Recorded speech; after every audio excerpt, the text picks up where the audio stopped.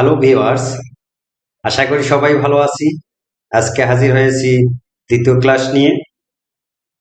শুরুতে যেটা বলবো, প্রথম ক্লাসে ধ্বনি চর্চার যে বিষয়টা ছিল, আপনারা যারা যারা এটাকে ফলো করেছেন, শিশুকে এটা চর্চা করিয়েছেন, অবশ্যই উপকার পেয়েছেন এবং উপকৃত হয়েছেন। তো আশা রাখছি আজকে যে ক্লাসটা সেটা দিয়েও আপনারা উপকৃত হবেন। তো ক্লাসের শুরুতেই বলবো, শিশুদের যারা বাবা মা আছি কতটা বিনোদনের মাধ্যমে শেখাতে পারছি এবং যে কাজগুলো দিচ্ছি সেই কাজগুলো তাদের মানসম্মত হচ্ছে কিনা বা তাদের মানটা যাচাই করে কাজ দিচ্ছি কিনা, সেরকম বিষয় নিয়ে আজকের এই ক্লাস। মা ধ্বনির সাথে আরেকটা ধ্বনি যোগ করে নতুন শব্দ তৈরি হবে এবং শব্দটা জোরে পড়বে। এতে ধ্বনি চর্চাও যেমন হবে, অপরদিকে শব্দ ভাণ্ডারও তার বৃদ্ধি পাবে। মা ধ্বনি দিয়ে শব্দ বানাই ও জোরে জোরে পড়ি। মা ধ্বনিটা এভাবেই এক জায়গায় লিখে একটা রাউন্ড দেব, দিয়ে এবার হচ্ছে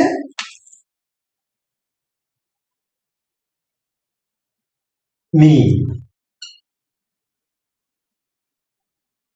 এভাবে কিছু ধ্বনি আমরা লিখে দেব। লিখে দেওয়ার পরে যে কাজটা করব, ফ্লো করে দেব। শিশুকে বলবো, তুমি এখান থেকে একটা ধ্বনির সাথে আরেকটা ধ্বনি যোগ করে যে শব্দটা হয়, আমরা প্রথমত শিশুকে লিখতে সহযোগিতা করব।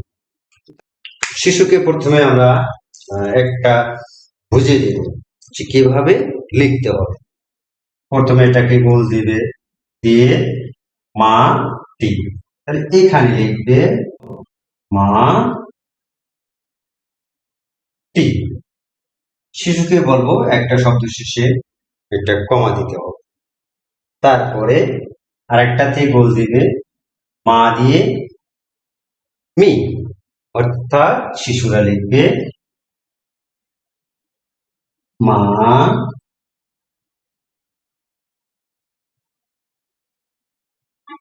মি, মামি। এভাবে লিখবে এবং পড়বে। মা ছি, মা ছি। শিশুরা উচ্চারণ করবে এবং লিখবে মা ছি, মাছি। তাহলে যখন শিশুদের লেখা শেষ হয়ে যাবে, এবার আমরা কি করব, শিশুদের জোরে জোরে পড়তে সহযোগিতা করব। তো শিশুরা পড়বে, ধ্বনির সাথে ধ্বনি যোগ করে যে উচ্চারণটা হয় সেভাবে, অর্থাৎ আমার ধ্বনি চর্চাও হবে এবং তারা পড়তেও শিখবে এবং শব্দও শিখবে। একই ভাবে তিনটা বিষয়ের কাজ হবে। শিশুদের যখন এটা পড়াবেন তখন মা টি, কি হলো, মাটি, জোরে জোরে। তারপরে শিশুরা পড়বে মা মি, কি হলো, মামি।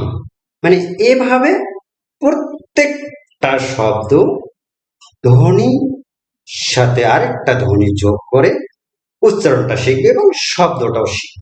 মা ছি, মাছি। এভাবে ধ্বনি সাথে ধ্বনি যোগ করে পড়ানো শেষে আমরা আর একবার জোরে জোরে শিশুকে পড়তে সহযোগিতা করব। আপনি আঙ্গুল বা নির্দেশনা কাটিয়ে দিলে শিশুরা উচ্চারণ করবে। কিভাবে? এটা মামি, মাপা, মাছি। এভাবে শিশুকে কয়েকবার চর্চা করাতে হবে।